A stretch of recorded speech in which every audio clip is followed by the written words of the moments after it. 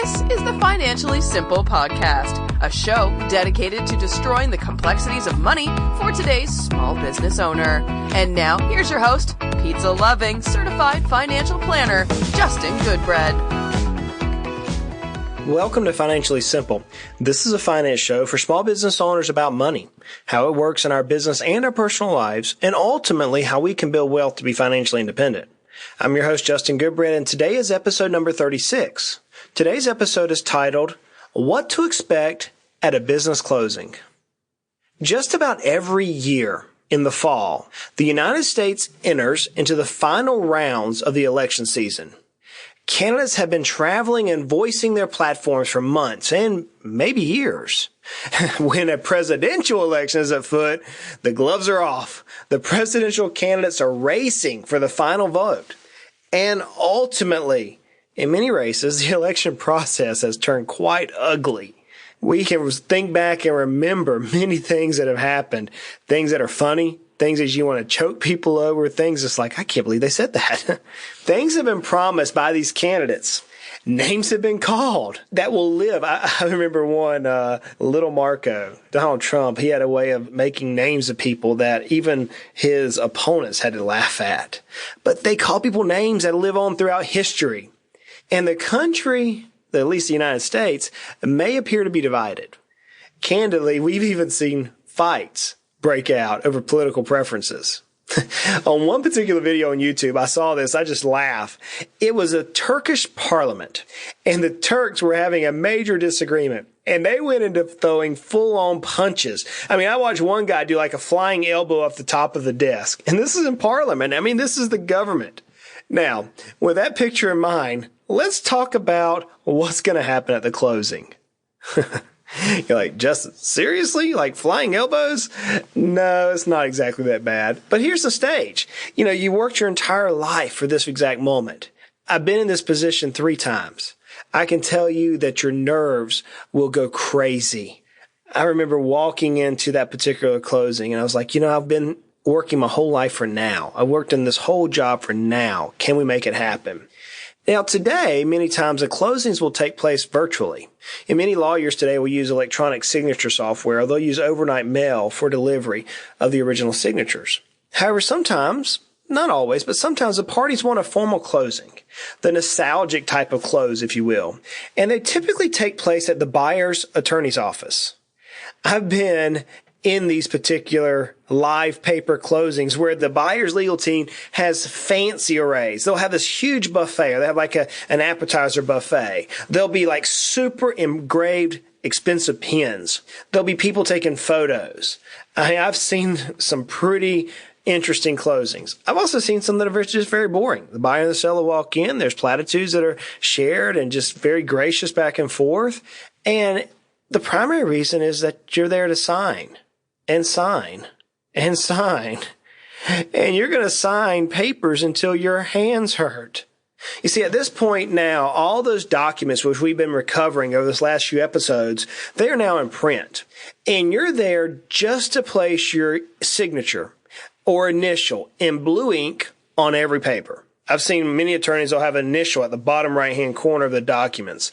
Sometimes they just have them throughout the page, but most of the time, or the ones I've seen, they'll have them initial in every document. And these could be stacks of paper. I mean, it makes a house closing look like a day in the park.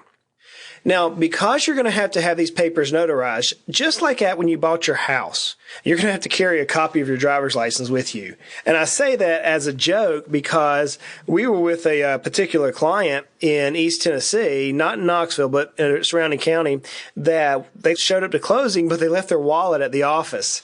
And so they ended up having to have somebody from the office bring their wallet over because the notary had to have a copy of the driver's license for that particular portion of the event. Now, after you sign all the documents, you're not going to get a check. Yep, you heard me correctly. More than likely, you're not going to get a check for closing your practice or closing your business. Now, I have seen several legal teams go in and make like those huge prize-winning checks, like the 3 foot by 4 foot or 3 foot by 5 foot checks, and they'll take a picture of that for memory purposes only. But more than likely, you're not going to receive a check for payment at closing. And you're like, dude, Seriously? Yeah. See, the buyer's attorney is going to need to confirm a lot of things like title changes, like contract transfers. There's going to be many small transactions that have to be funded before you receive your final payment. I'm thinking, because I'm laughing as I'm doing this episode, in one particular closing, the broker was sitting to the left of me and the client was sitting to the right of me, and the attorney was there and the CPA. We're all there as a core team. And the selling attorney turned over and handed a check to the broker. And my client, in jest, and I can remember like it was yesterday, he said, "Hey, how come he gets paid and I don't? This was my bloody company." Now, he had a huge big grin on his face. And he and the broker had become just like good friends at this time period. And he was obviously doing a little ribbing there.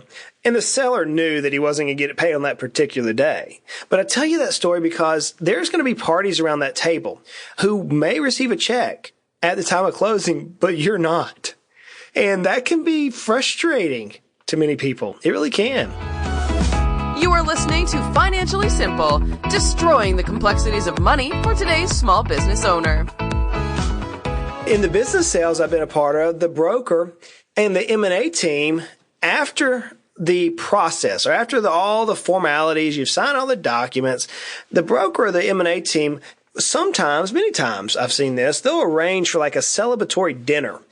And so let's say you're closing on the practice or closing on your business. I keep saying practice today because I'm thinking about a group of dentists that I'm helping buy a practice. But we're closing on the particular business, and let's say it's 3 o'clock in the afternoon. Typically, it's midday toward the evening. That way that after the close, everything's said and done, everybody can go for a nice dinner. And the M&A team often arranges this, or the brokerage team often arranges this, and they'll typically pick up the tab. And they'll invite the whole team who helped you get through this process. They're going to invite your key employees. They may invite some employees who are not necessarily key, but have been in your business forever. They're going to invite everybody who was on the deal team or the transition team. You're going to have your closest friends, your family members there, and everybody's going to celebrate. You know, many times at these particular events, it's not that dissimilar from like a wedding party, except that you're like the best man. So the bride is your business.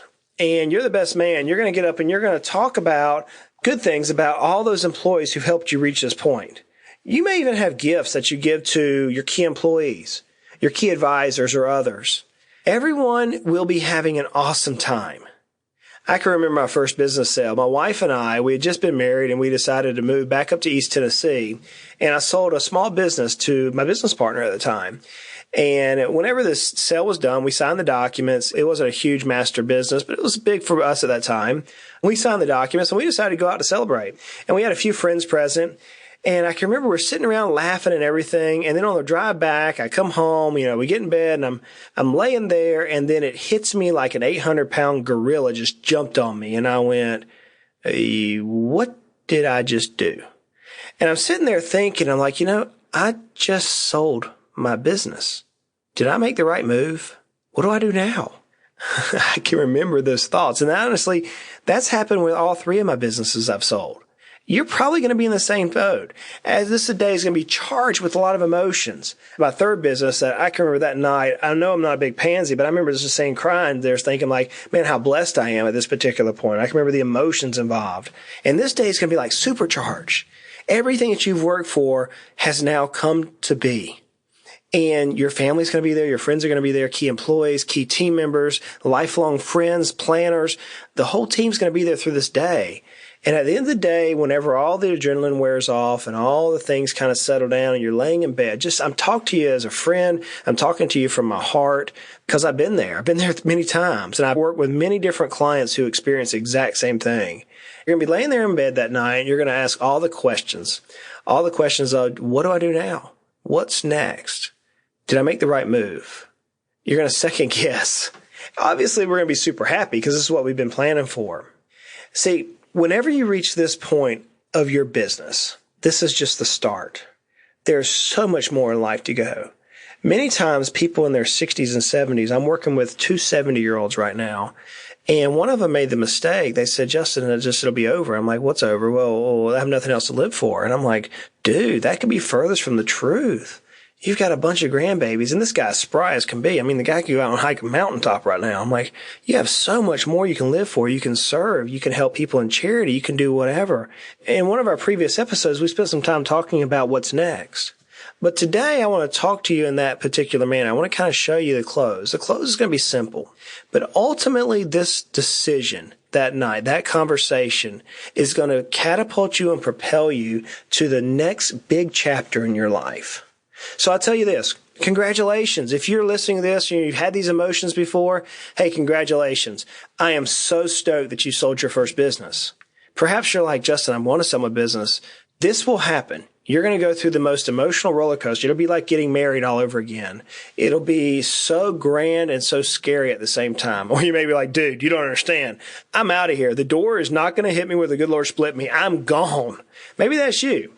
I have seen various actions, but I can tell you on my particular actions that going to the closing table, that was a blast. The dinner that night was, that was fun. Laying in bed that night was interesting. So that's it for this particular episode of 36. I want to lay out how the closing is going to go. But in our next episode, we're going to be dealing with what's next. Think about it. What's next in your life?